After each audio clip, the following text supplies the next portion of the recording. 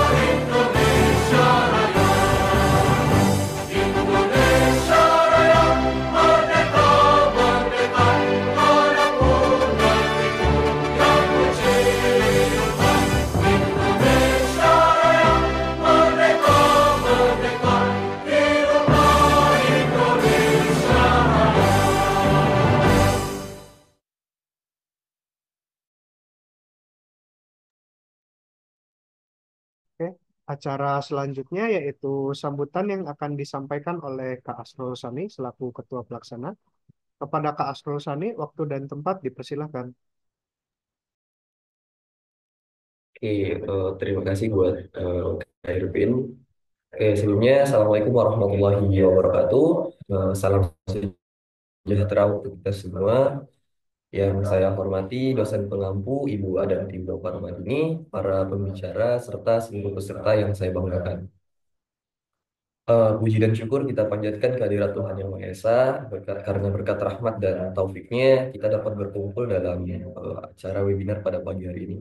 Saya Asrul Sani selaku Ketua Pelaksana mengucapkan terima kasih yang sebesar-besarnya kepada Ibu Adanti, para pembicara, serta seluruh peserta yang sudah meluangkan waktunya atas kehadiran dan juga partisipasinya dalam kegiatan pada pagi hari ini. Kami juga memohon maaf apabila nantinya dalam penyelenggaraan ini terdapat kekurangan. Kami memohon maaf. Semoga kegiatan pada pagi hari ini memberikan manfaat dan inspirasi bagi kita semua. Mungkin itu saja dari kami. Sekian dan terima kasih. Wassalamualaikum warahmatullahi wabarakatuh. Saya kembalikan ke Kak Irvin. Terima kasih Kak Asrul atas sambutannya. Oke, selanjutnya beranjak ke rangkaian acara inti yaitu webinar regulasi BELS. Kepada Kak Faizal Burhani selaku moderator, kepada Kak Faisal Nurani. Waktu dan tempat dipersilahkan.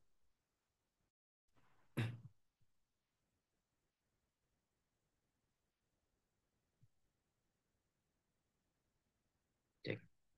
Oke, baik. Terima kasih kepada MC yang telah membuka acara dengan sangat baik dan telah memberikan waktunya kepada moderator.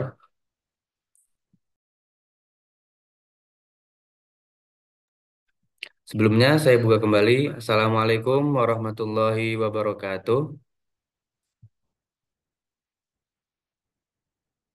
Selamat pagi teman-teman semua peserta webinar, serta para narasumber yang sudah hadir yang saya hormati. Sebelumnya perkenalkan saya Faisal Burhani Ulil Fatan selaku moderator yang akan memandu jalannya sesi pematerian pada webinar hari ini, yaitu dengan tema Basic Life Support, Etika, Pedoman, dan Standar dalam Medis. Nah, teman-teman semua nih, kira-kira udah pernah dapat materi tentang Basic Life Support belum nih? Coba dong kasih tahu di kolom komentar.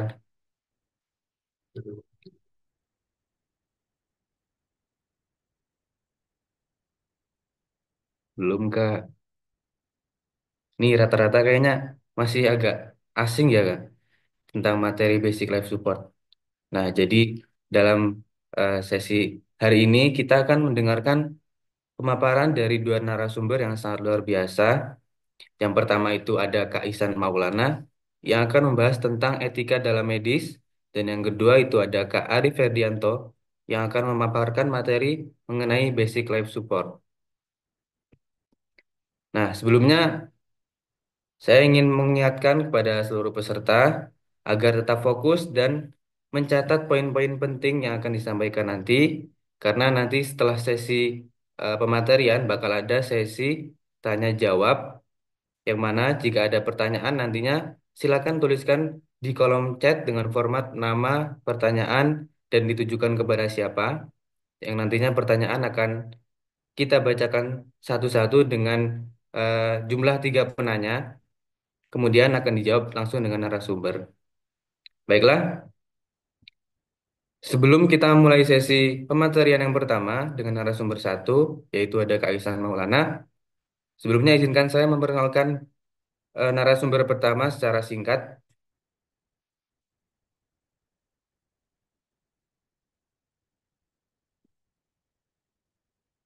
Jadi narasumber kita hari ini yang pertama yaitu Saudara Ihsan Maulana, seorang mahasiswa Telkom University Purwokerto yang tengah menempuh studi di bidang teknik biomedis.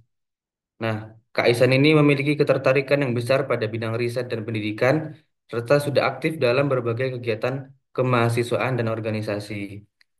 Kak Isan ini juga sering terlibat dalam beragam posisi, mulai dari panitia acara di kampus, koordinator acara, hingga ketua beberapa kegiatan besar seperti pemilihan raya dan upgrading Korps Sukarela PMI.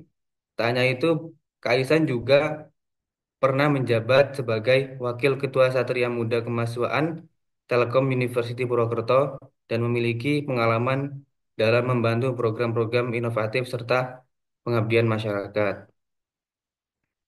Nah, dengan pengalaman dan semangat kolaborasi yang Kak Isan miliki, Kak Isan ini selalu berupaya untuk memberikan kontribusi yang sangat positif, khususnya untuk generasi muda dan kemajuan pendidikan di kampus. Nah, hari ini Kak Ihsan akan berbagi wawasan yang pastinya sangat berharga untuk kita semua. Nah, untuk mempersingkat waktu, mari kita sambut Kak Ihsan Maulana. Kak Ihsan Maulana sudah siap? Oke, terima kasih moderator. Saya sudah siap. Mungkin saya buka dulu. Assalamualaikum warahmatullahi wabarakatuh.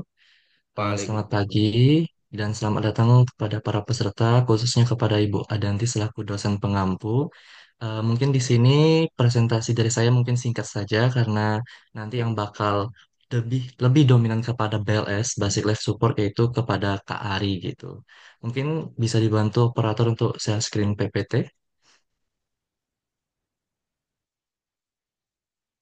Oke, di sini saya akan membahas tentang pedoman etika medis dasar gitu. Next. Nah, mungkin kita akan mengenal dulu tentang etika medis gitu.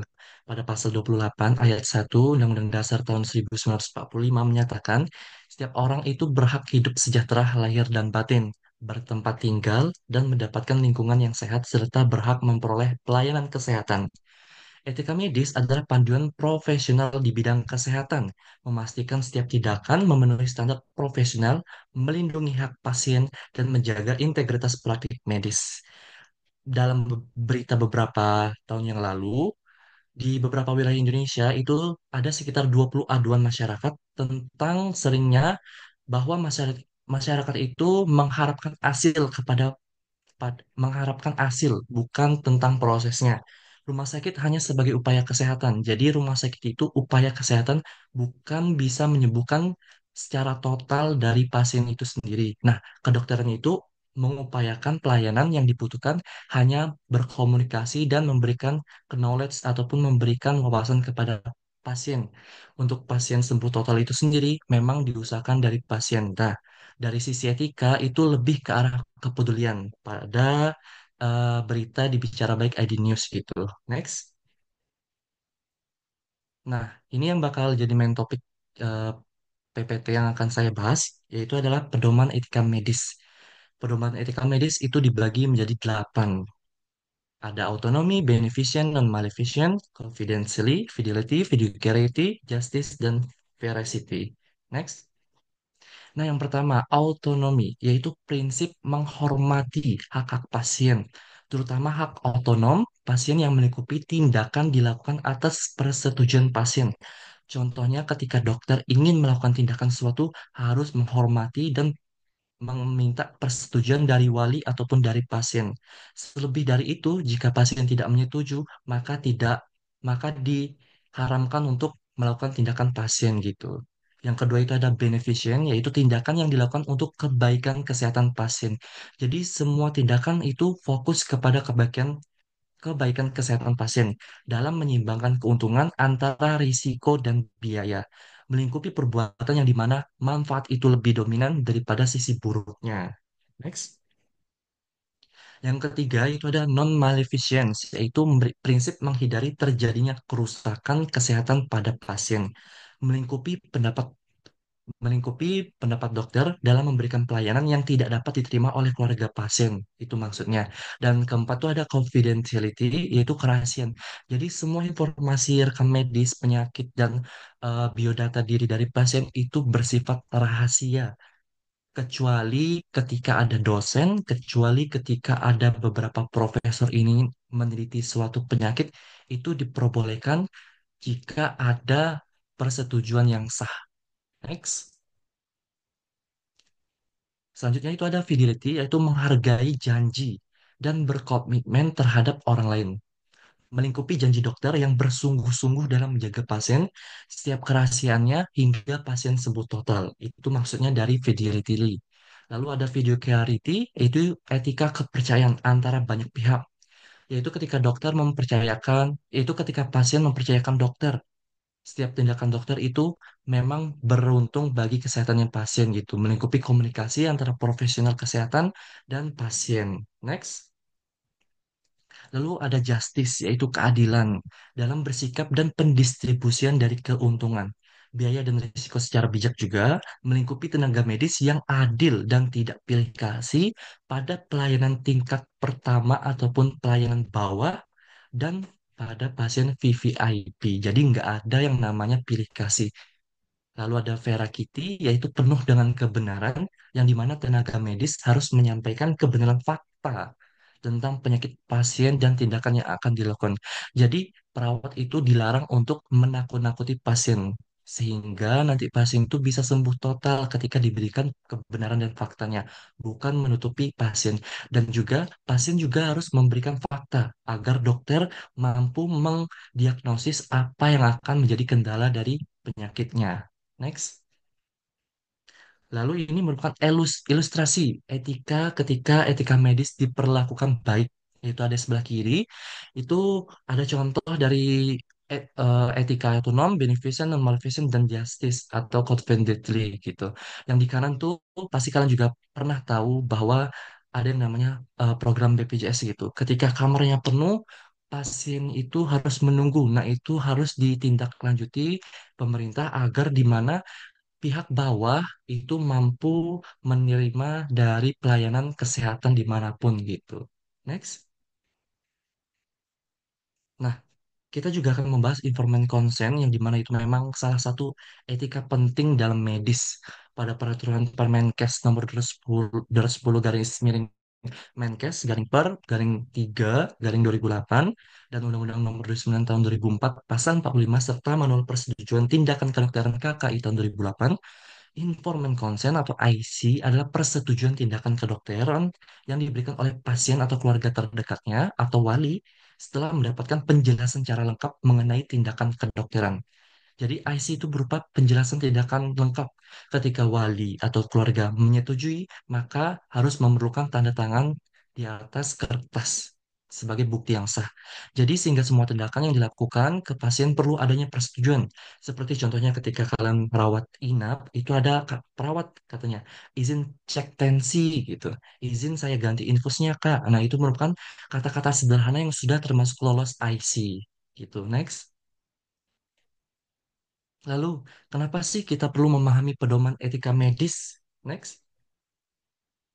Nah, beberapa ini saya mengambil kasus yang dimana ada kasus malpraktik sama beberapa kasus yang menyatakan COVID-19 yang dimana pada kasus pertama itu di bagian kiri yaitu ada setiap tahun setidaknya terdapat 85.000 klaim malpraktik medis yang terjadi di Amerika. Dan itu terjadi di Amerika selama rentang tahun 2010 sampai 2015. Persatuan Perawat Nasional Indonesia memperkirakan adanya sekitar 485 kasus malpraktik dalam praktik keperawatan di Indonesia terjadi dari 357 kasus malpraktik administratif, 82 kasus malpraktik sipil, dan 46 kasus malpraktik kriminal yang melibatkan unsur kelalaian. Kasus-kasus ini terjadi karena dari perawat ataupun karena dari tenaga medis yang tidak mematuhi pedoman etika medis dasar.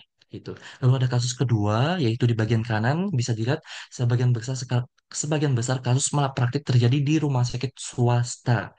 Itu udah terjadi penelitiannya dan udah dilihat lalu dibandingkan dengan rumah sakit pemerintah itu hanya 25%. Jadi bisa dikatakan 4:1 gitu. Hasil temuan ini sejalan dengan penelitian sebelumnya yang menyatakan bahwa kejadian malpraktik lebih banyak terjadi di rumah sakit swasta. Ditinjau dari klarifikasi rumah sakit, kasus malpraktik banyak terjadi di rumah sakit tipe B. Hal ini sejalan dengan penelitian di Wuhan, Cina yang menunjukkan bahwa kasus malpraktik lebih banyak terjadi di rumah sakit tipe B. Gitu. Jadi kasus-kasus malpraktik ini bisa menyebabkan suatu penyakit yang langka. Itu contohnya COVID-19 juga. Ini merupakan salah satu jurnal yang saya ambil dari jurnal tentang COVID-19 gitu. Next. Nah, kita sebagai mahasiswa itu mampu memberikan langkah kecil sebagai mematuhi pedoman dari etika medis yang pertama. Contohnya memberikan saran menu kantin menu makanan kantin di kampus kita yaitu yang layak dan tidak layak untuk kesehatan yang jangka panjang mahasiswa gitu. Karena kalau mahasiswa diberikan makanan yang tidak sehat itu bakal merusak jangka panjangnya dari mahasiswa itu sesuai dengan SDGs nomor 2 lalu melalui kampanye edukasi pertolongan pertama dengan mitra UKM KSR ke kalangan sivitas kampus gitu. Jadi kita bisa mampu dan kita juga bisa memberikan edukasi pertolongan gitu sesuai dengan SDGs nomor 3. Lalu nomor 3 ada membuat poster dan konten sosmed tentang gaya hidup sehat bagi mahasiswa. Itu merupakan sesuatu yang mudah dan sederhana yang bisa kita lakukan sesuai dengan SDGs nomor 4. Lalu yang terakhir, kita bisa mengadakan workshop ataupun melakukan pembedahan tentang pengetahuan dasar etika medis sesuai dengan SDGs nomor 16 gitu. Next. Nah, kata-kata hari ini sebagai teknik biomedis, kami tak hanya merancang teknologi, tapi juga membangun kesadaran kesehatan masyarakat dari langkah kecil. Kalian, mahasiswa juga mampu memberikan kesadaran kesehatan masyarakat dari langkah kecil. Karena dari langkah kecil, kita mampu memberikan dampak yang besar dan berdampak luas untuk kesehatan masyarakat Indonesia jangka panjang. Gitu. Next. Mungkin dari saya terima kasih. Semoga bermanfaat. Jika ada salah kata saya mohon maaf. Saya kembalikan ke MC. Saya kembalikan ke moderator. Oke, baik. Terima kasih banyak kepada Kak Ihsan Maulana atas materi yang sangat menarik dan bermanfaat tentang etika dalam medis. Jadi, teman-teman semua, tentunya materi yang disampaikan Kak Ihsan ini menjadi fondasi yang sangat penting ya dalam kita sebelum menjalankan praktik medis yang harus mengetahui dan memahami tentang etika-etika dasar dalam medis, termasuk dalam konteks basic life support. Oke, setelah pematerian yang pertama, kita akan langsung lanjut kepada pematerian yang kedua, yaitu dari Kak Ari Ferdianto. Kak Ari Ferdianto, apakah sudah siap di sini? Sudah siap, moderator. Oh, tolong Mas Operator bisa dipin ya nanti. Udah. Mas Ari, gimana kabarnya Mas Ari? Oke, moderator sudah terlihat. Oke. Sebelumnya, saya selaku moderator izin memperkenalkan secara singkat tentang narasumber kedua kita pada hari ini. Jadi narasumber kedua pada webinar hari ini yaitu Kak Ari Ferdianto yang merupakan seorang mahasiswa program studi S1 Pendidikan Kedokteran Umum di Universitas Islam Sultan Agung Semarang, yang mana Kak Ari ini memiliki pengalaman yang sangat aktif dalam berbagai organisasi, termasuk sebagai bagian dari mahasiswa pecinta alam kedokteran serta tim bantuan medis mahasiswa kedokteran Indonesia yang bergerak di bidang kegawat daruratan medis. Dalam perjalanannya, Kak Ari juga pernah menjabat sebagai Wakil Komandan Tingkat, Komandan Latihan, dan staf di bidang KPSDM. Nah, dengan kemampuan yang dimiliki Kak Ari ini, Kak Ari telah membuktikan dirinya sebagai individu yang sangat bersemangat dalam memberikan kontribusi khususnya di bidang medis dan kemanusiaan. Nah, hari ini Kak Ari Ferdianto akan berbagi ilmu dan wawasan yang tentunya sangat bermanfaat untuk kita semua. Jadi, tanpa berlama-lama lagi, mari kita sambut dengan penuh antusias Kak Ari Ferdianto yang beliau akan menjelaskan materi tentang basic life support yang merupakan salah satu keterampilan penting dalam dunia medis untuk menyelamatkan nyawa secara cepat dan tepat. Nah, kepada Kak Ari Ferdianto, kami persilakan untuk menyampaikan materinya. Baik, terima kasih moderator Mas Faisal. Sebelumnya dari bisa minta di share screen, sudah ya? Udah kelihatan belum ya? Oke, Sudah, Mas? nanti jika di tengah-tengah suara saya terputus, nanti bisa langsung disampaikan aja ya. Oke, Bismillahirrahmanirrahim. Assalamualaikum warahmatullahi wabarakatuh. Salam Om Waalaikumsalam. Swastiastu, Namo Buddhaya, salam kebajikan, salam sejahtera bagi kita semua.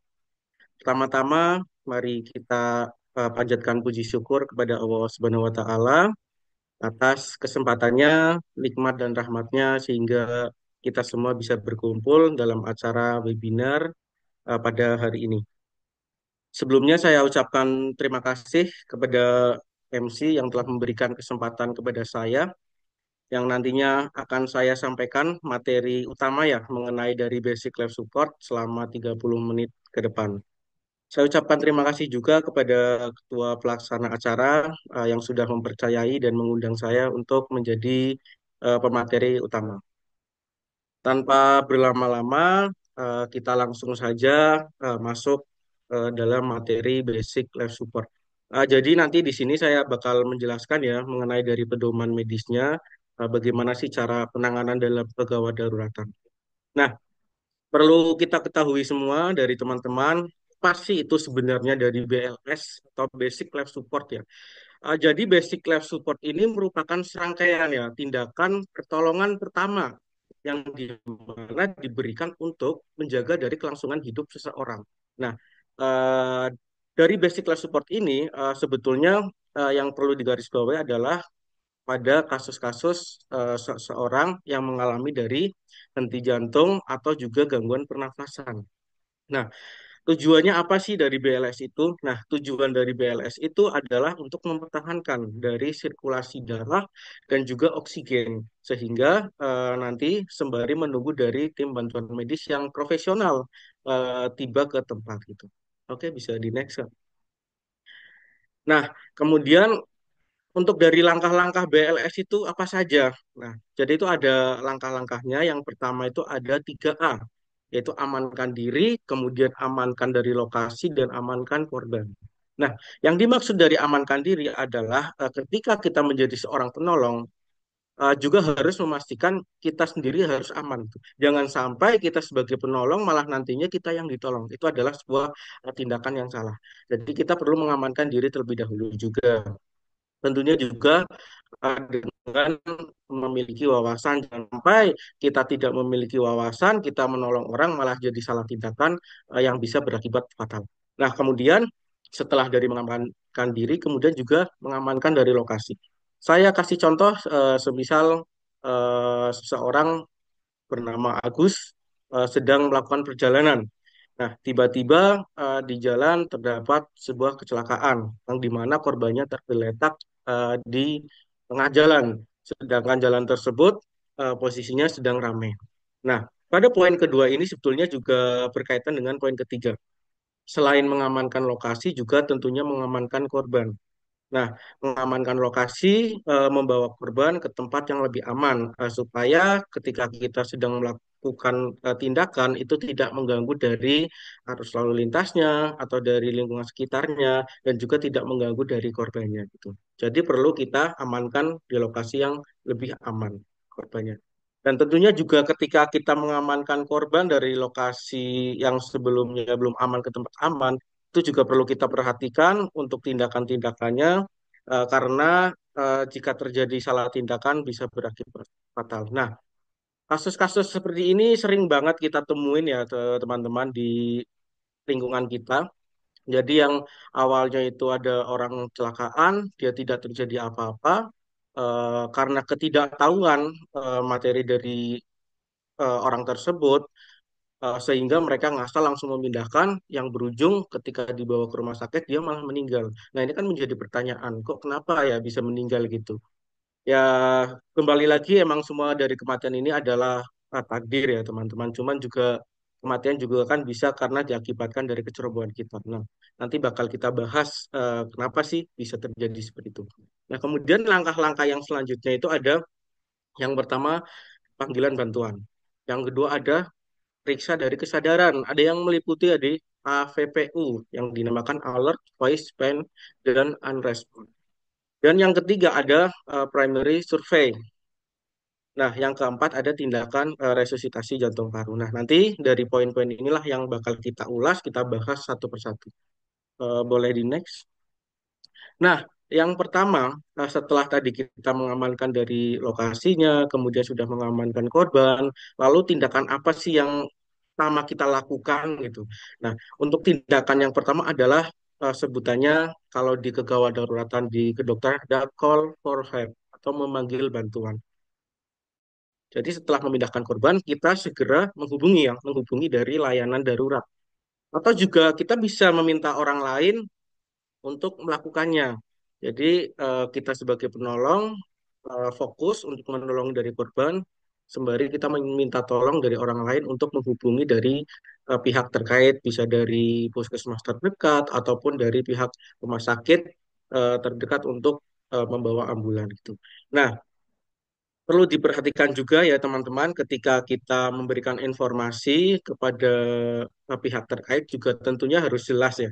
Supaya apa sih? Supaya dari tim bantuan medis yang profesional itu nantinya bisa memudahkan kita menemukan lokasi gitu. Nah, apa saja sih yang kita laporkan kepada pihak terkait dari tim bantuan medisnya? Yang pertama itu ada lokasi, itu sudah jelas ya. Jadi ketika terjadi kecelakaan, kita memanggil bantuan, tentunya harus menyebutkan lokasinya yang tepat gitu. Saya kasih contoh, misal terjadi sebuah kecelakaan di Jalan Jenderal Ahmad Yani, tepatnya di samping gedung Badan SAR, misalnya seperti itu. Nah, kemudian juga selain kita memberikan informasi lokasi, kita juga perlu memberikan dari kondisi korban. Nah, kenapa sih kita juga memberikan informasi ya kepada kondisi korbannya, itu tujuannya untuk mempermudah dari tim bantuan medis itu mengetahui dari kondisi korbannya, sehingga mereka sudah mempersiapkan peralatan-peralatan yang nantinya bakal dibawa gitu. Nah, kemudian juga kita perlu melaporkan tindakan apa yang sudah kita lakukan. Semisal saya kasih contoh, kita melaporkan telah terjadi kecelakaan di Jalan Ahmad Yani dengan kondisi korban luka atau fraktur di kaki dengan pendarahan hebat untuk tindakan yang sudah dilaksanakan, penutupan dari pendarahan supaya tidak mengalir. Mohon segera untuk datang membawa peralatan ke lokasi gitu. Nah, poin keempat ini ya yang tadi saya sampaikan ya. Jadi untuk memudahkan ya dari tim medis itu dia membawa peralatan medis yang dibutuhkan itu. Oke, next.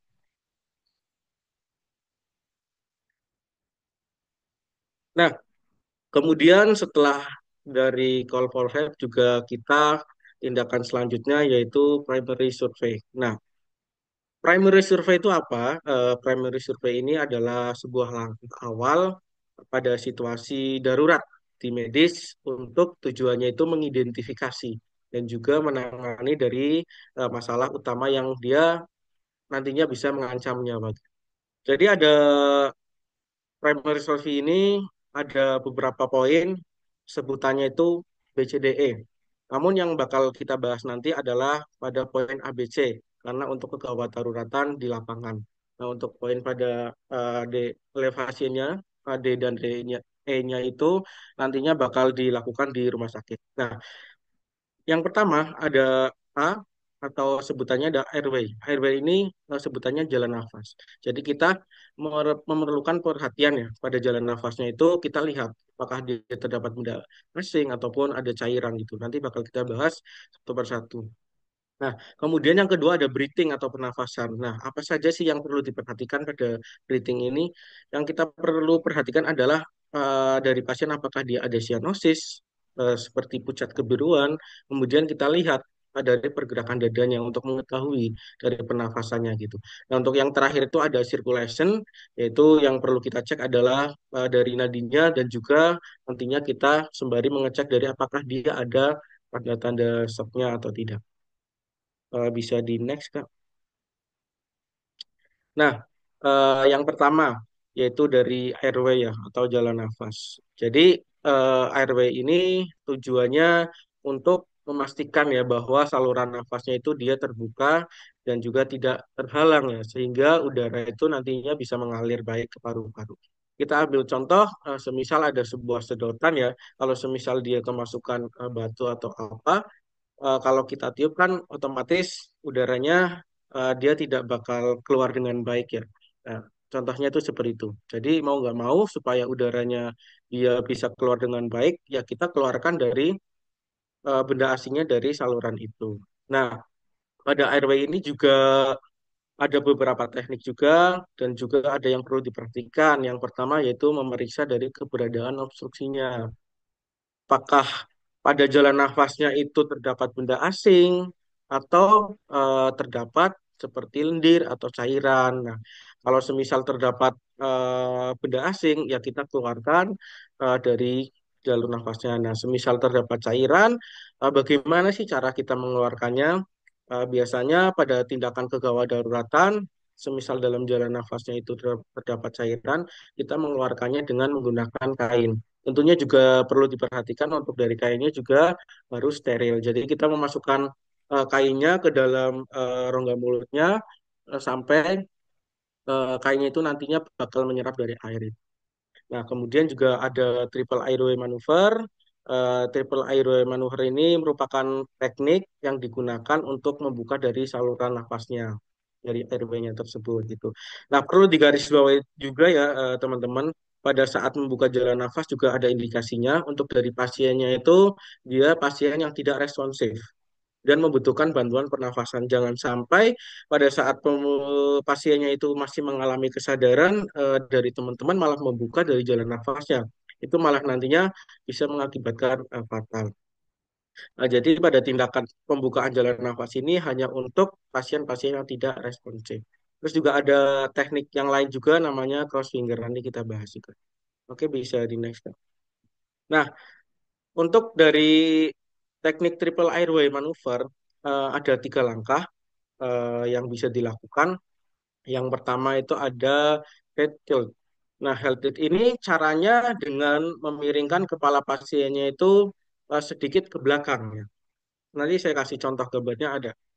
Jadi pada pasiennya itu mengalami cedera leher, pada tindakan itu harus hati-hati supaya cederanya itu dia tidak semakin parah. Nah, kemudian yang kedua itu ada chin lift. Nah, chin lift ini dengan cara chin, kalau dalam bahasa Indonesia kan berarti dagu ya, berarti mengangkat dagunya ke atas, bisa menggunakan dari satu jari atau dari dua jari. Nah, langkah ini tuh untuk tujuannya untuk membuka dari saluran nafasnya atau dari mulutnya untuk mencegah supaya lidahnya itu tidak jatuh ke belakang yang bisa berakibatkan menyumbat dari jalan nafasnya. Nah, pada head tilt dan chin lift ini bisa dilakukan secara bersamaan pada tindakannya gitu. Nah, kemudian yang ketiga itu ada namanya jaw thrust. Nah, jaw thrust ini juga salah satu teknik yang dilakukan dengan cara menekan dari rahang bagian bawah pasien, terus juga bagian rahang untuk didorong ke depan gitu. Nah, teknik jaw thrust ini lebih sering digunakan karena dia itu tidak menyebabkan cedera leher. Jadi disarankan kalau semisal pada kasus-kasus untuk membuka jalan nafas itu menggunakan jaw thrust ini. Nah, bisa di next aja, Kak. Nah, ini untuk dari contoh gambarnya ya bisa dilihat di layar monitor masing-masing pada teknik-teknik head tilt ini. Sebetulnya untuk dari teknik head tilt dan chin lift ini bisa dilakukan secara bersamaan ya. Untuk yang sebelah kiri, yang head tilt ini untuk tangan sebelah kanan ya. Jadi tadi mendorong kepalanya atau memiringkan ke belakang itu. Nah untuk dari chin lift kita mengangkat dari dagunya ke atas. Nah terus pada teknik jaw thrust kita mengangkat dari rahangnya dengan tangan kanannya itu jempol tangan kanan membuka dari mulutnya untuk membuka jalan nafasnya gitu. Jadi kurang lebihnya seperti ini untuk gambaran yang lebih jelasnya. Oke Kak, bisa di next. Nah, untuk yang teknik yang terakhir ada namanya teknik cross finger. Nah, teknik cross finger ini kita cukup membuka dari rahangnya, tidak perlu dengan mengangkat dari kepalanya. Namun perlu teman-teman perhatikan ya, untuk pada teknik cross finger ini ada beberapa yang harus digarisbawahi. Yang pertama itu ketika kita membuka dari jalan nafasnya itu jangan terlalu keras ya, karena bisa mengakibatkan fraktur atau ruptur pada rahangnya. Nah, bisa dilihat pada gambarnya ya, untuk dari jempolnya itu di rahang bawah, untuk dari jari telunjuknya itu di rahang atasnya. Contohnya itu seperti ini. Mungkin bisa kelihatan di kamera ya. Jadi seperti itu untuk membukanya. Oke, bisa di next ya. Nah, setelah tadi kita membahas ya mengenai dari jalur nafasnya, kemudian kita masuk ke tahap yang berikutnya yaitu breathing atau pernafasan gitu. Jadi pada poin breathing ini juga ada beberapa kriteria, ada tiga kriteria. Yang pertama look, listen, dan feel. Nah, pada kriteria ini apa saja sih yang perlu kita perhatikan dalam penanganan kasus kegawat daruratan? Tentunya yang pertama dari look melihat ya. Jadi kita melihat dari pasiennya dia apakah tampak gelisah atau dia tidak gelisah gitu. Nah, kemudian apakah dia terjadi sianotik atau tidak gitu. Seperti warna kulitnya itu dia pucat kebiruan gitu. Dan juga kita melihat, nah ini yang sangat penting ya, kita melihat dari retraksi dadanya dia kuat angkat atau tidak. Apakah dia dadanya mengangkat atau bahkan tidak tidak ada sama sekali retraksi otot dada gitu. Nah, kemudian setelah dari look, kita juga listen atau mendengarkan. Nah, mendengarkan ini yang dimaksud dari mendengarkan, kita mendengarkan dari suara nafasnya gitu. Jadi sebetulnya pada tindakan airway dan breathing ini bisa dilakukan secara bersamaan ya teman-teman. Jadi kita mendengarkan suara nafasnya dengan cara mendekatkan telinga kita ke dari mulut dari si korbannya gitu. Kita mendengarkan apakah terdapat suara tambahan atau tidak. Nah, suara tambahan inilah yang tadi mengidentifikasikan bahwa ada hambatan di saluran nafasnya. Biasanya ditandai kalau semisal ada cairan itu suaranya itu seperti orang mengorok. Bahasa di medisnya adalah gurgling gitu. Nah, selain mendengarkan juga kita merasakan apakah dari saluran nafasnya itu dia ada aliran udaranya atau tidak gitu. Nah, bisa di next Kak. Hmm. Nah, kemudian pada poin yang ketiga yaitu circulation ya. Circulation ini ada beberapa yang perlu diperhatikan ya. Yang pertama yaitu kita mencari dari nadinya. Jadi kita menemukan nadi itu di tempat-tempat yang mudah kita akses. Contohnya itu seperti pada arteri karotis atau di bagian leher gitu. Atau juga bisa kita cek pada arteri radial di pergelangan tangannya gitu. Nah, selain kita mengecek dari nadi, kita juga perlu memperhatikan apakah dari pasiennya itu dia ada tanda-tanda shock. Nah, tanda-tanda shock itu apa saja sih? Yang perlu kita lihat yang pertama itu adalah kulitnya itu dingin atau lembab ya mengeluarkan keringat dingin gitu. Nah, yang kedua itu ada pucat kebiruan atau cyanosis gitu. Jadi kita melihat pasiennya itu biasanya kalau semisal dia shock kekurangan oksigen, dia bakal wajahnya itu pucat kebiruan gitu. Nah, terus kita juga cek dari detak jantungnya, apakah dia reguler atau tidak. Nah, kemudian kita cek dari tekanan darahnya juga. Nah, biasanya untuk pengecekan dari tekanan darah ini kita lakukan di rumah sakit setelah sampai di rumah sakit seperti itu. Nah, bisa di next Kak. Nah, kita masuk ke tindakan yang terakhir yaitu ada resusitasi jantung paru. Namun pada tindakan ini juga ada indikasinya ya teman-teman, tidak asal untuk melakukan RJP. Nah, semisal kita sudah mengecek ya tadi pada ABC, airway, breathing, dan circulation. Dan didapatkan airway-nya itu dari jalur nafasnya eh, tidak ada. Kemudian pernafasannya itu pada retraksi dadanya itu dia tidak menggembang. Kemudian sirkulasinya juga terhambat. Nah, kemudian kita lakukan tindakan RJP. Nah, perlu digarisbawahi juga untuk dari tindakan RJP ini tidak bisa dilakukan kepada pasien-pasien yang masih memiliki dari kesadaran. Nah, sebetulnya RJP itu apa sih? RJP itu adalah sebuah tindakan ya, tindakan medis yang darurat dilakukan untuk menyelamatkan nyawa seseorang yang mengalami henti jantung atau henti nafas. Nah, RJP ini atau biasa dikenal cardiopulmonary resuscitation sebenarnya tidak ada bedanya ya antara CPR dan RJP ini, hanya RJP itu bahasa Indonesia, kalau CPR itu ya bahasa dari Inggris gitu. Nah, tujuannya dari RJP itu apa sih?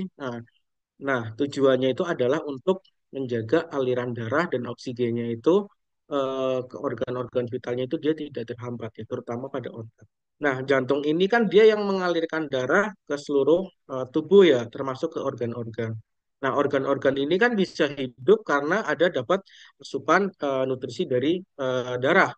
Darah ini kan mengandung nutrisi ya dan juga oksigen gitu.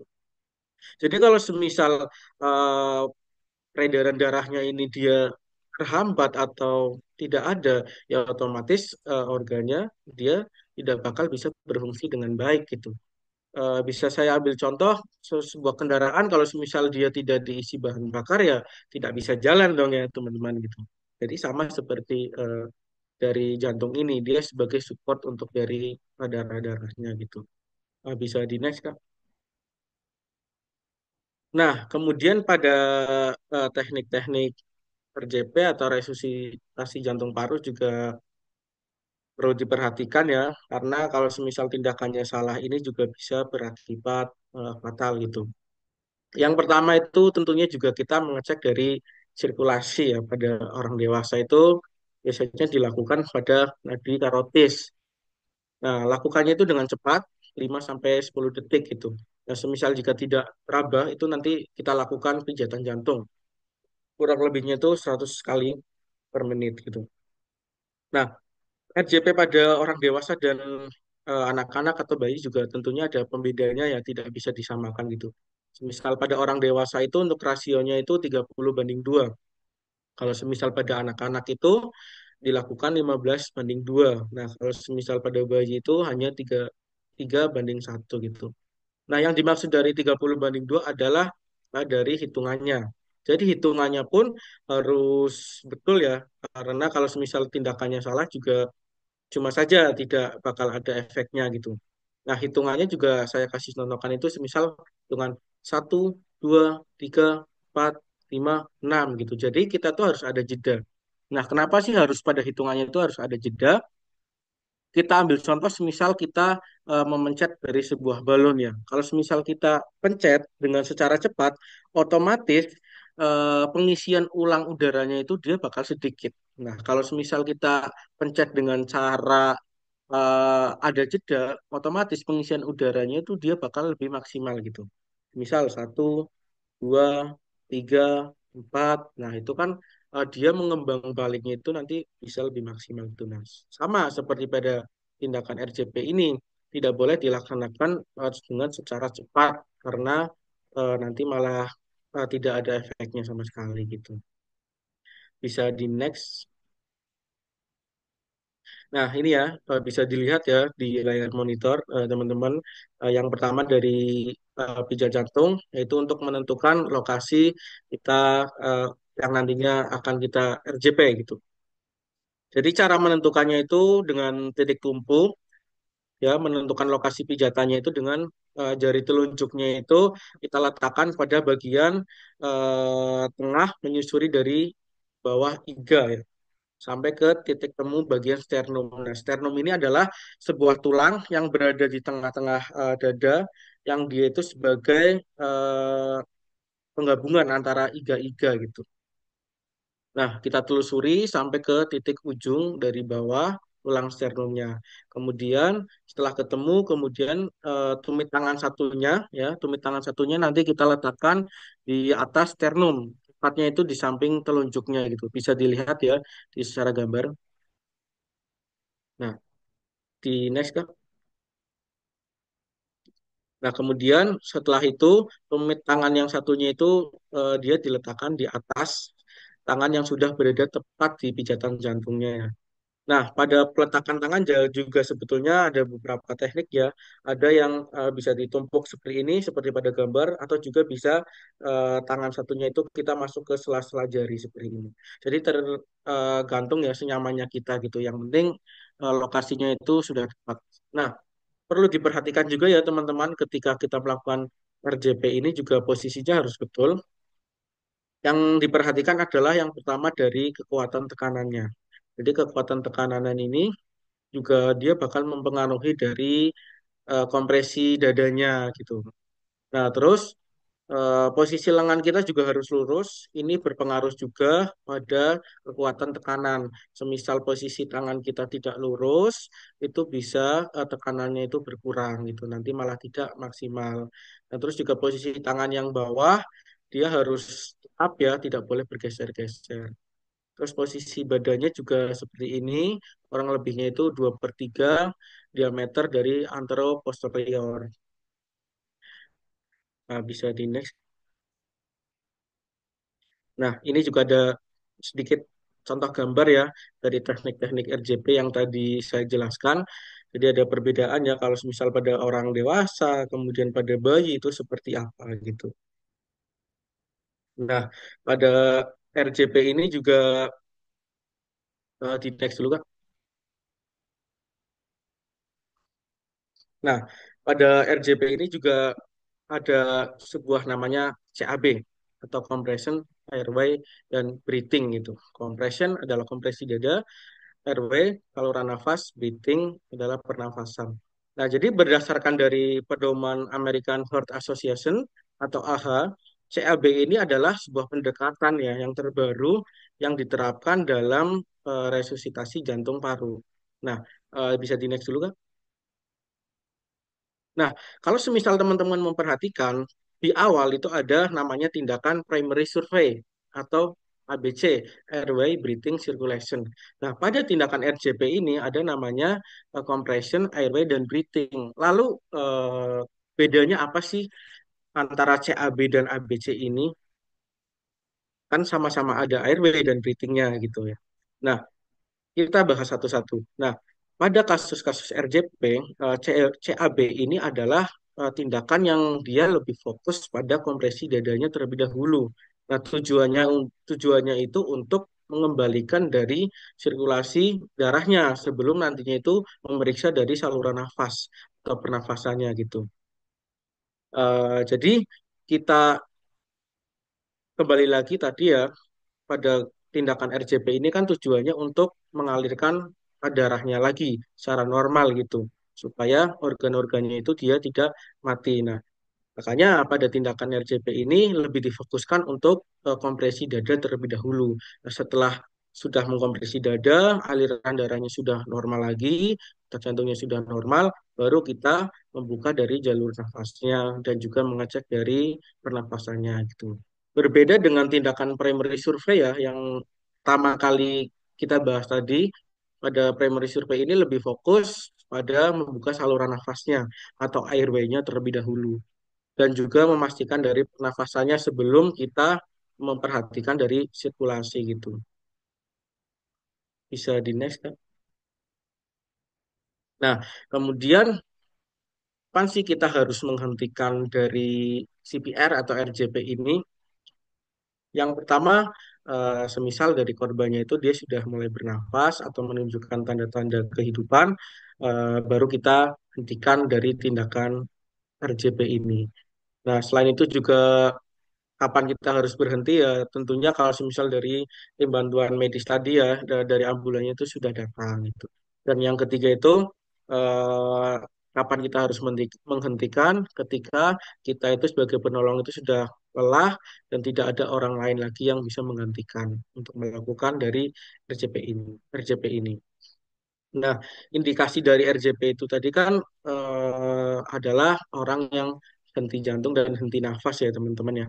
Jadi tidak boleh dilakukan ke orang-orang yang masih sadar gitu. Jadi untuk materi-materi RJP ini sebetulnya lebih baiknya itu dilakukan secara praktek ya. Dan prakteknya juga harus manekin, nggak boleh sama probandus atau orang gitu. Oke Kak, di next. Ya, mungkin itu saja ya dari saya. Terima kasih banyak teman-teman yang sudah bisa memperhatikan mungkin sedikit kata-kata dari saya terakhir. Jadi lakukanlah kebaikan sekecil apapun karena kita tidak pernah tahu kebaikan mana sih yang bakal kita membawa ke surga gitu. Jadi kurang lebihnya mohon maaf. Mohon maaf juga apabila terdapat salah kata dalam penyampaian. Terima kasih.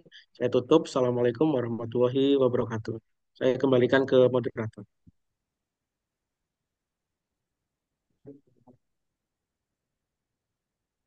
Oke, baik. Terima kasih banyak kepada Mas Ari Ferdianto ya atas penyampaian materi yang sangat jelas dan detail tentang materi Basic Life Support.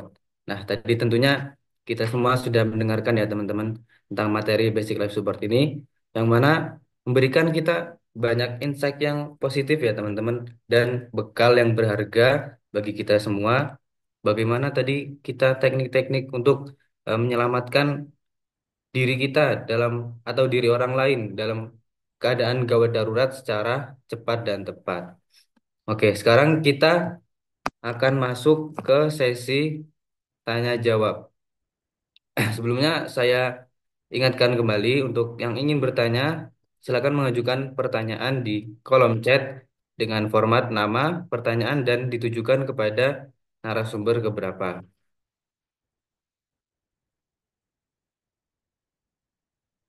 Oke, kayaknya ini sudah ada yang masuk ya.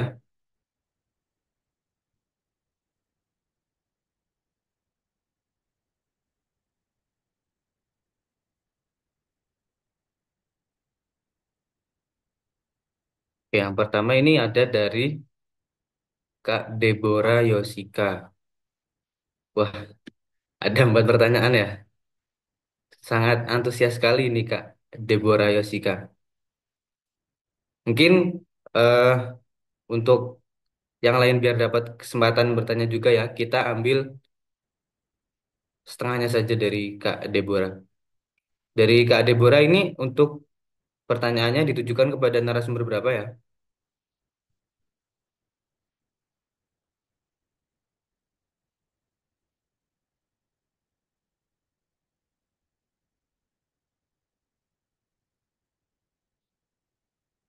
Speaker 2.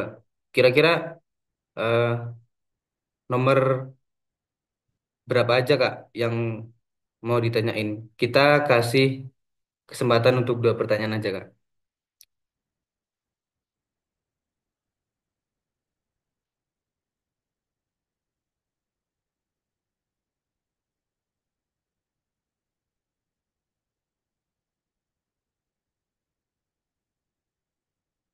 Oke, nomor 1 sama 3.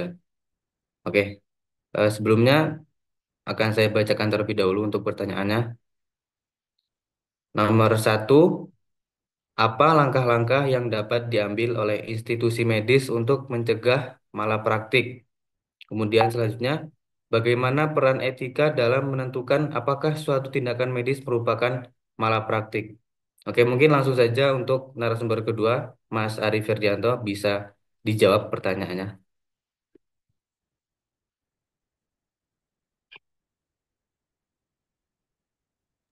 Oke, terima kasih moderator ya. Izin untuk menjawab ya pertanyaannya bagus sekali ya.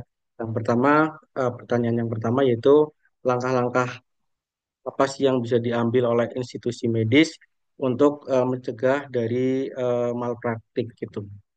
Nah, keterkaitan dengan hukum ya dan juga malpraktik tentunya juga sebagai salah satu peran penting ya pada institusi medis untuk mencegah. Nah, bagaimana sih langkah-langkahnya untuk mencegah dari tindakan-tindakan tersebut?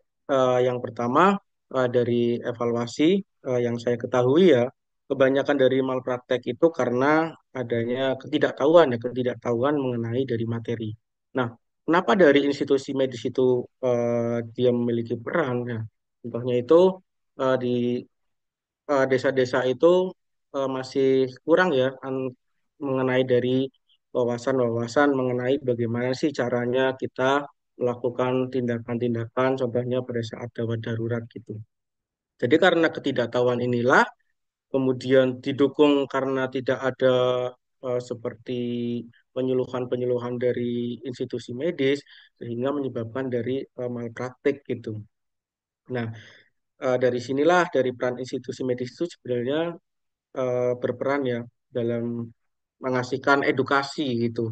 Istilahnya itu bahasa mudahnya itu edukasi kepada masyarakat. Seperti pada materi yang disampaikan pada hari ini ya, mengenai dari basic life support juga tidak hanya sebagai tenaga medis saja yang wajib mengetahui, namun juga sebagai masyarakat umum juga bisa mengetahui materi-materi ini gitu. Itu untuk dari pertanyaan yang pertama. Kemudian yang kedua pertanyaan nomor 3 ya Kak. Iya, benar Mas. Nah, kemudian pertanyaan yang ketiga, bagaimana peran etika dalam menentukan apakah suatu tindakan medis merupakan malpraktik ya?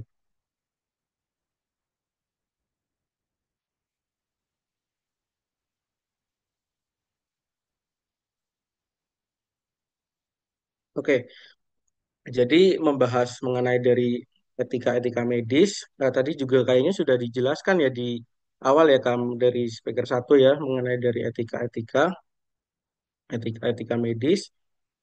Nah, tindakan medis eh, peran etika ini juga berkaitan ya dengan tindakan medis karena juga ketika kita melakukan tindakan tidak bisa semena-mena atau tidak bisa eh, scarpe dewe gitu kalau bahasa orang umumnya gitu. Nah, ini ada keterkaitan yang tadi saya sampaikan di awal ya, ketika kita menolong seseorang itu, kita juga harus memposisikan diri terlebih dahulu gitu. Jangan sampai kita tidak tahu mengenai tindakan tersebut, kita sok-sokan melakukan tindakan yang berujung pasiennya itu malah bisa fatal atau bisa meninggal gitu. Nah, dari tindakan inilah yang nantinya bisa menyebabkan malpraktek gitu. Jadi etika-etika itu perlu kita perhatikan juga gitu. Bagaimana kita cara menangani dari pasiennya, terus ketika kita melakukan tindakan juga kan kita harus memperhatikan dari adab-adabnya gitu. Apalagi yang kita tangani adalah sesama manusia ya, makhluk hidup gitu. Jadi perlu memperhatikan dari poin-poin etikanya gitu. Mungkin apakah sudah terjawab atau masih kurang?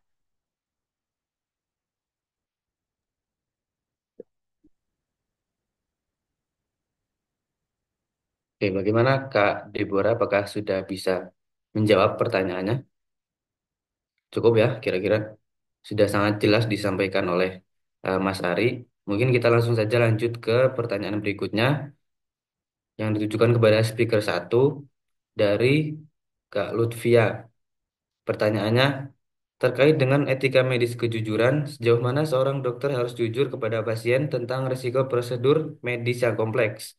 Misalnya dalam case surgery memiliki tingkat kematian yang cukup lumayan tinggi atau persentase kesembuhannya rendah, meskipun sudah dilakukan sesuai regulasi, serta apakah benar untuk tidak sepenuhnya mengungkapkan prognosis buruk demi menjaga semangat atau emosional pasien dan keluarga. Mungkin untuk Kak Ihsan Maulana bisa langsung dijawab pertanyaannya. Oke, terima kasih kepada Kak Lutfia yang sudah bertanya. Kita ketahui bahwa etika medis itu ada yang namanya kejujuran. Jadi dokter itu wajib memberikan kebenaran secara fakta. Walaupun si pasien itu tidak menerima faktanya, itu harus diketahui. Karena setiap fakta itu akan memperoleh hasilnya. Jadi misalnya seorang dokter A memberikan fakta, sedangkan seorang dokter B itu memberikan hoax untuk membangun atau meningkatkan kesehatannya. Jadi lebih baik memberikan fakta. Kalau kalian tahu, di drakor Queen of Tears itu juga ada, itu namanya penyakit tumor otak atau klotsitoma. Nah, klotsitoma ini itu pasien itu hanya bisa bertahan 3 bulan dan dokter itu wajib memberitahukan kepada pasien bahwa waktu bertahan, waktu hidup Anda itu hanya 3 bulan. Itu harus fakta biar si pasien itu mampu memperoleh ataupun mampu semacam menghidupkan kembali semangatnya. Karena dari langkah kecil, dari perubahan pola hidup dalam 1 bulan itu bisa memberikan kebertahanan lebih dari 3 bulan gitu. Walaupun tumor otak ini memang sulit untuk disembuhkan secara total. Nah, lalu Kak Lutfia juga tanya, serta apakah benar atau tidaknya sepenuhnya mengungkapkan prognosis buruk demi menjaga semangat atau emosional. Lebih baik memberikan fakta, jangan memberikan prognosis buruk demi menjaga semangat. Jangan, soalnya pasien itu harus, dokter itu wajib memberikan sesuai dengan pedoman etika medis dasar. Kalau mereka melanggar, itu dinyatakan mereka melanggar dari janjinya, hak-hak janji dan tanggung jawabnya. Lebih baik berkata dengan jujur. Misalnya pasien, Anda hanya bertahan 1 bulan. Nah, itu nggak apa-apa. Itu katakan sejujurnya. Karena dengan kata-kata jujur, mungkin ada perubahan dari pasien dari langkah kecil. Ingat, dari langkah kecil itu bisa memberikan dampak yang besar sehingga pasien tersebut bisa sembuh total. Itu namanya keajaiban. Keajaiban juga kita nggak tahu kapan datangnya. Gitu. Bagaimana Kak Lutfi ya? Oke, saya kembalikan ke MC.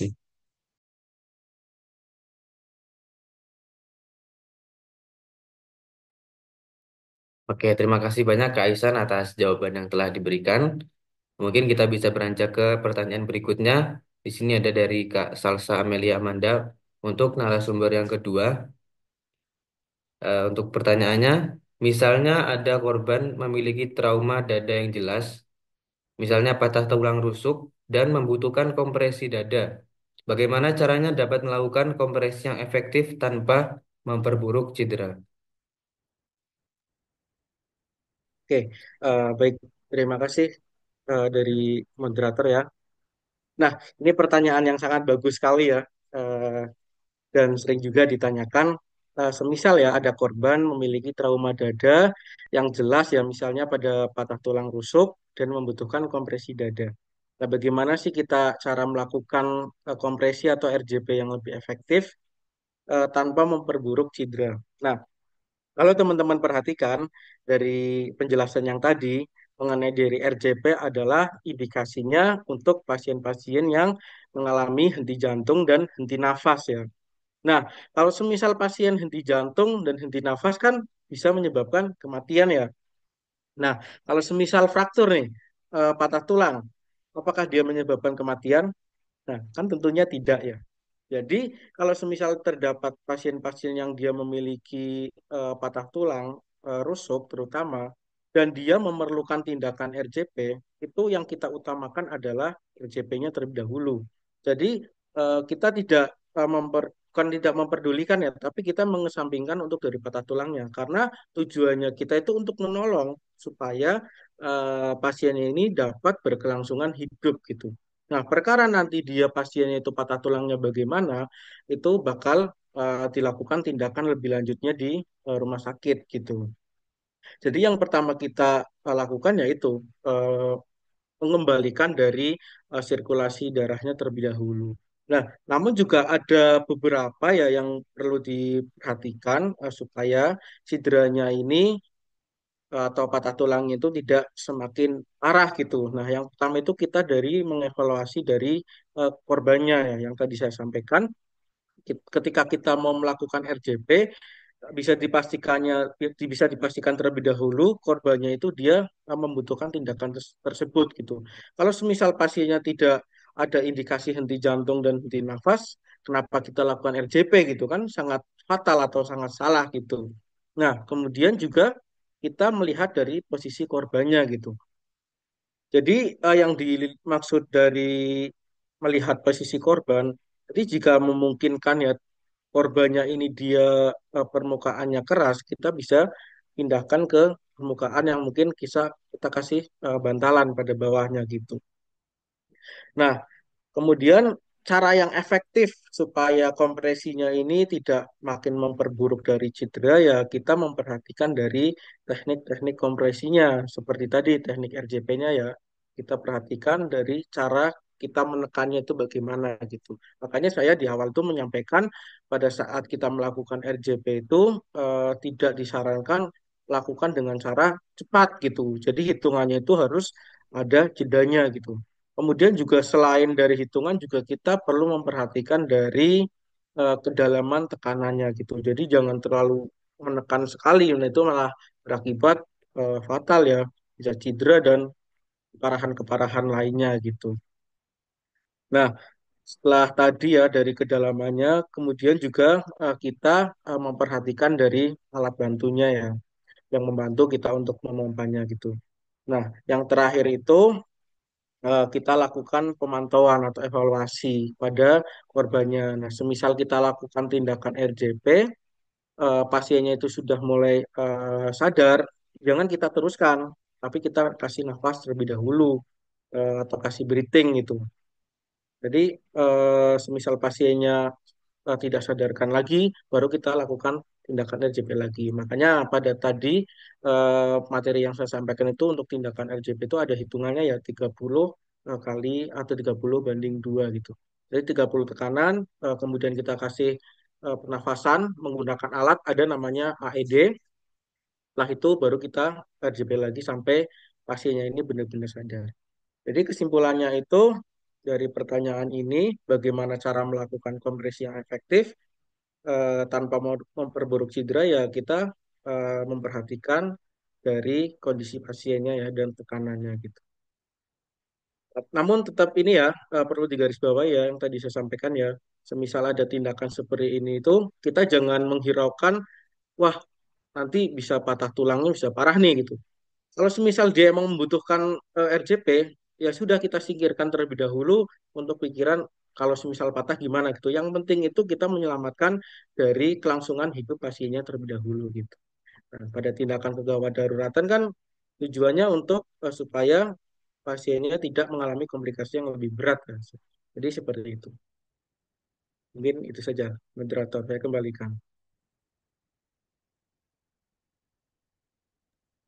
Ya, terima kasih Mas Ari atas jawabannya. Mungkin sudah sangat jelas sekali ya, sudah sangat lengkap dijelaskan oleh Mas Ari. Untuk mempersingkat waktu juga, mungkin langsung kita ke pertanyaan yang terakhir saja ini dari Kak Indri Yuli untuk narasumber kedua lagi untuk Mas Arya. Jadi pertanyaannya, pada penjelasan tentang bantuan pernafasan tadi, semisal penolong kelelahan dan tidak bisa melanjutkan kompresi dada dengan kualitas yang optimal setelah 2 menit, bagaimana cara terbaik untuk mengganti penolong tanpa menghentikan sirkulasi atau ventilasi? Oke, terima kasih moderator izin menjawab ya. Jadi semisal kita mau melakukan RJP dan kita kelelahan, bagaimana sih caranya mengganti dari penolongnya? Nah, tadi yang pada slide terakhir ya kalau nggak salah yang saya sampaikan, kapan kita berhenti melakukan RJP adalah salah satunya ketika sudah tidak ada lagi eh, tenaga untuk melakukan ini. Nah, sebelum melakukan tindakan juga tentunya ada yang perlu diperhatikan ya. Salah satunya yaitu kita mempersiapkan dari penolong pengganti gitu. Jadi kalau semisal di sekitar ada beberapa orang, kita itu meminta eh, orang itu untuk mendampingi kita gitu. Jadi semisal kita sewaktu-waktu kita sudah kelelahan dan pasiennya ini belum sadar, jadi penggantinya itu sudah bersiap gitu. Nah, namun juga perlu diperhatikan untuk dari pengganti penolong ini juga kita perlu adanya koordinasi ya. Jangan sampai yang kita mintai tolong itu dia tidak tahu bagaimana caranya melakukan RJP, bagaimana cara melakukannya tindakan. Nah, nanti malah bisa berakibat fatal gitu. Jadi kita sebelum melakukan tindakan itu kita koordinasi dulu kepada penggantinya gitu. Nah, sebetulnya pentingnya melanjutkan tanpa henti itu gimana sih? Nah, kenapa sih penting ya? Karena tujuannya itu untuk menghindari eh, dari aliran darahnya itu dia mengalami penurunan. Jadi kenapa kita lakukan secara terus-menerus biar aliran darahnya itu dia jalan terus gitu. Jangan sampai berhenti. Kalau berhenti kan malah nanti bisa berakibatkan kematian gitu. Jadi kita meminta tolong kepada orang-orang sekitar gitu. Nah, kalaupun orang yang di sekitar itu saya tidak mengetahui caranya bagaimana gitu. Nah, sedangkan posisinya yang mengetahui hanya diri kita. Nah, kita berkoordinasi lagi kepada pasiennya untuk tetap berdiri dan memperhatikan ketika saya melakukan tindakan gitu. Jadi begitu kita sudah merasa lelah, sudah ada penggantinya, mereka sudah siap. Gitu. Jadi penting untuk berkoordinasi gitu. Mungkin sudah terjawab, Kak. Terima kasih. Saya kembalikan ke moderator. Oke, terima kasih Mas Ari. Bagaimana Kak Indri Yuli sudah terjawab ya pertanyaannya?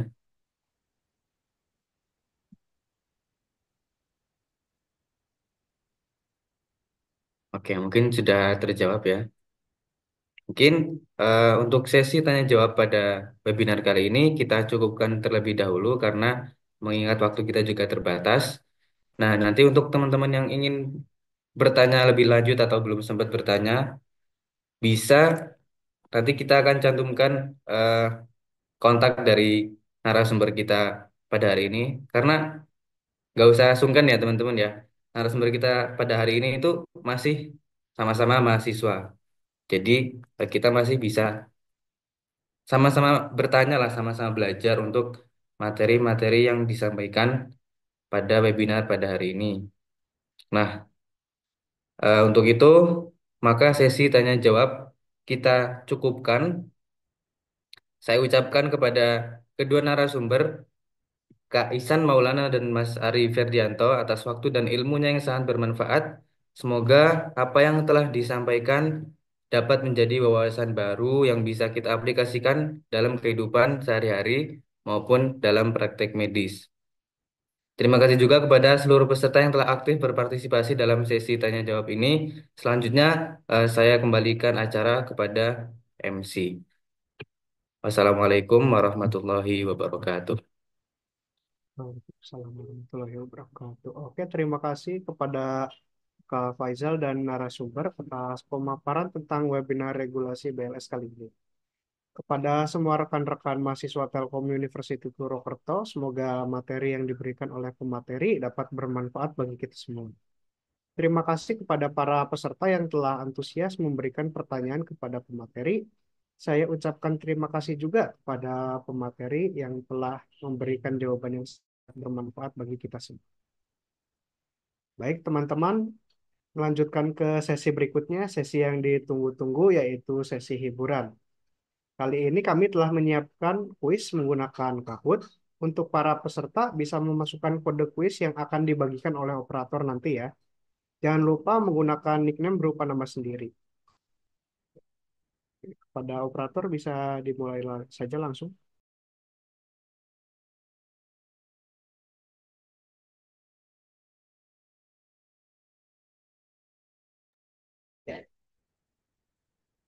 Untuk kode Kahoot-nya itu 7547199 atau bisa juga men-scan barcode yang sudah tertera di layar kalian ya.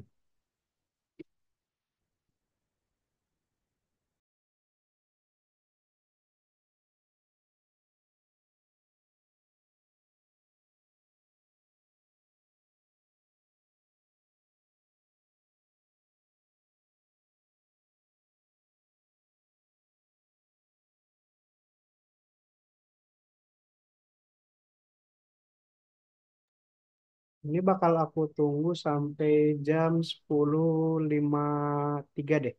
2 menit lagi. Yuk, bisa pada join.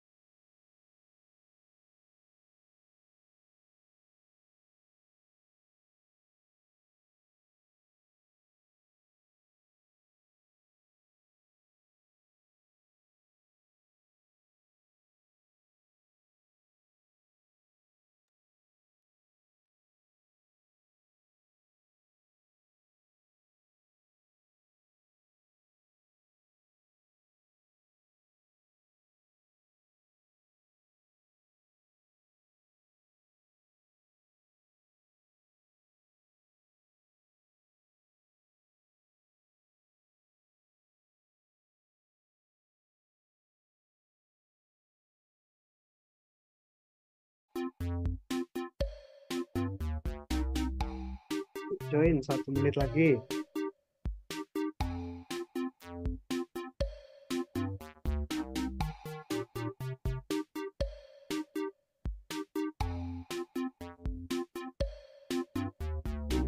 Oh, 799.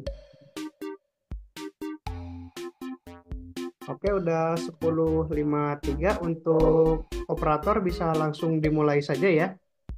Oke, siap-siap.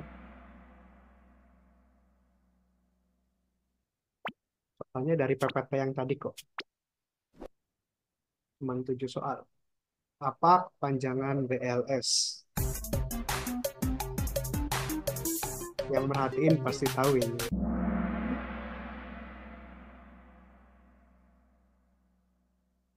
Basic Life Support.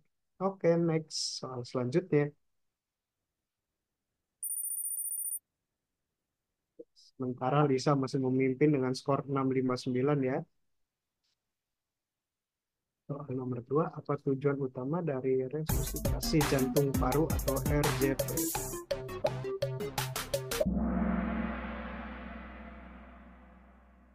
Oke.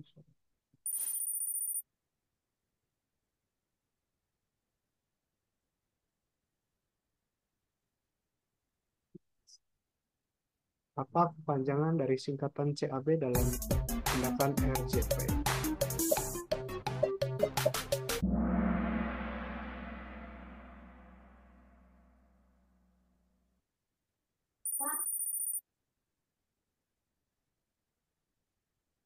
Masih dipimpin oleh Lisa, kawan-kawan.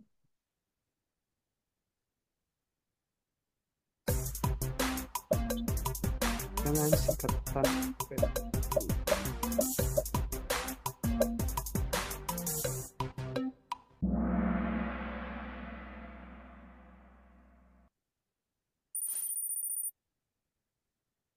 Disalib oleh Muhammad Rizky.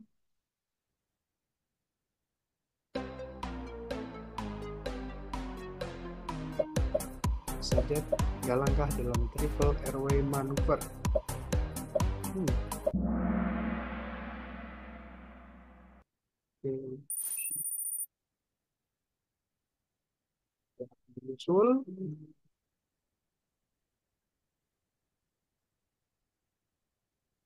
Soal ke-6. Ini sudah disebutkan menjelaskan tentang apa saja.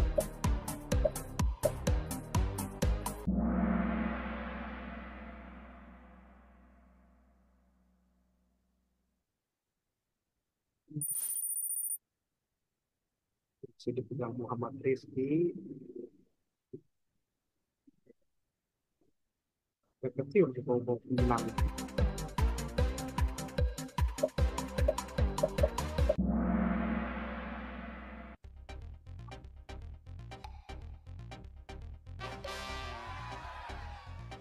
Tingkat ketiga Naya. Muhammad Rifki jadi kedua. Dan yang pertama adalah... Oke, selamat buat Kalisa yang menjadi pemenangnya ya. Jangan lupa di SS ya Kalisa. Oke, mungkin sekian sesi hiburan dari kita. Selamat juga kepada pemenang dan jangan lupa untuk menghubungi CP yang sudah ada di poster ya untuk diberikan hadiah dan jangan lupa untuk menyertakan bukti SSI. Oke, memasuki acara selanjutnya yaitu pengisian absensi. Dimohon kepada seluruh peserta webinar regulasi BLS untuk dapat mengisi formulir presensi yang akan disediakan oleh panitia. Nanti link absensinya akan dicantumkan di chat ya kawan-kawan.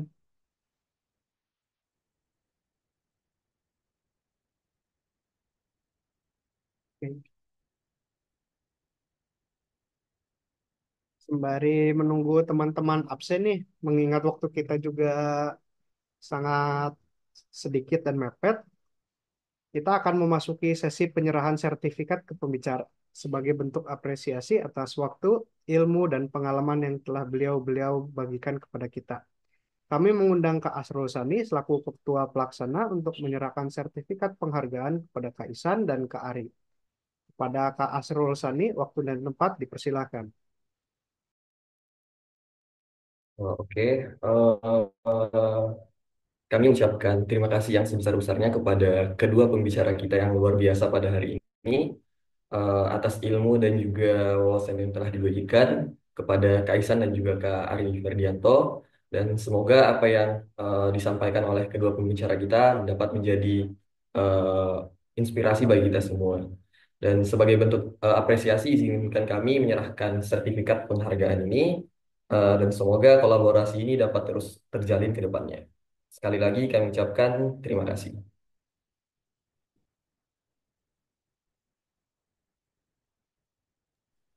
Ya, terima kasih kembali Kak Asrul atas penghargaannya.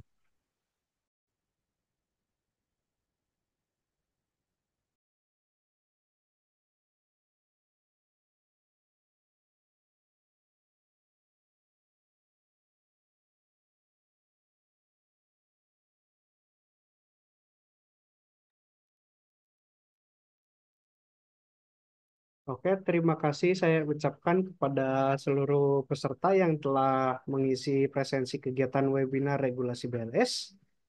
Memasuki acara berikutnya yaitu foto bersama.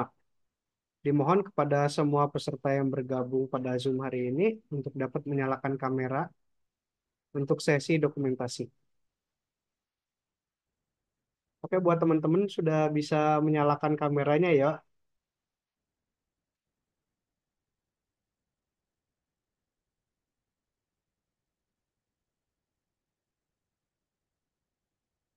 Tunggu 30 detik deh.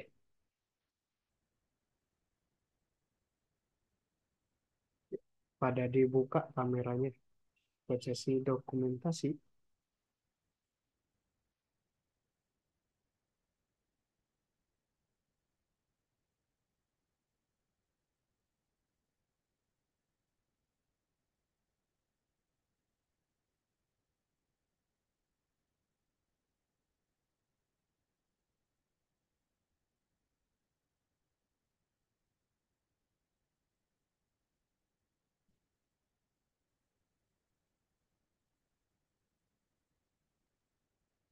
Oke, aku hitung mundur ya. Tiga, dua, satu. Oke, buat slide selanjutnya. Siap-siap. Tiga, dua, satu.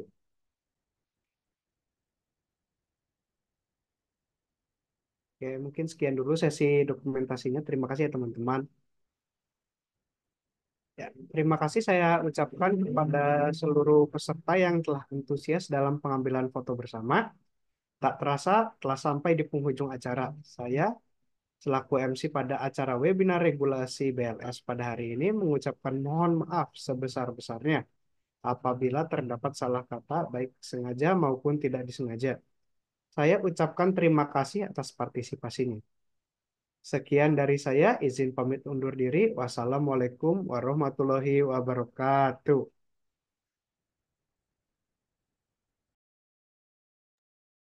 Waalaikumsalam warahmatullahi wabarakatuh. Waalaikumsalam.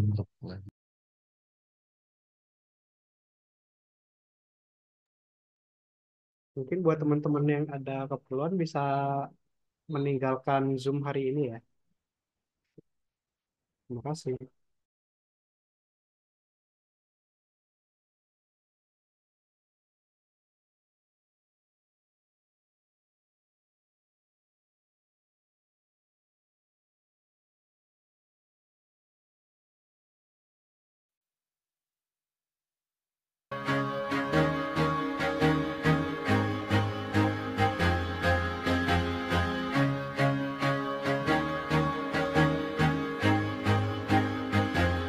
I used to rule the world. Seas would rise when I gave the word. Now in the morning I sleep alone. Sweep the streets I used to own.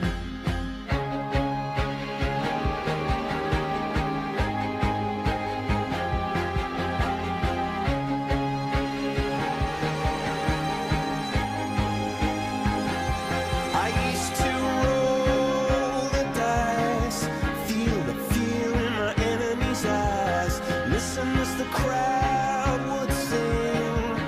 Now the old king is dead, long live the king. One minute I held the key, next the walls were closed on me, and I discovered that my castle stand upon pillars of salt and pillars of sand. I hear Jerusalem bells are ringing, Roman cavalry choirs are singing. Be my mirror, my sword and shield, my missionaries in a foreign field. For some reason I can't explain, once you've gone, it was never, never an honest word. And that was when I ruled the world.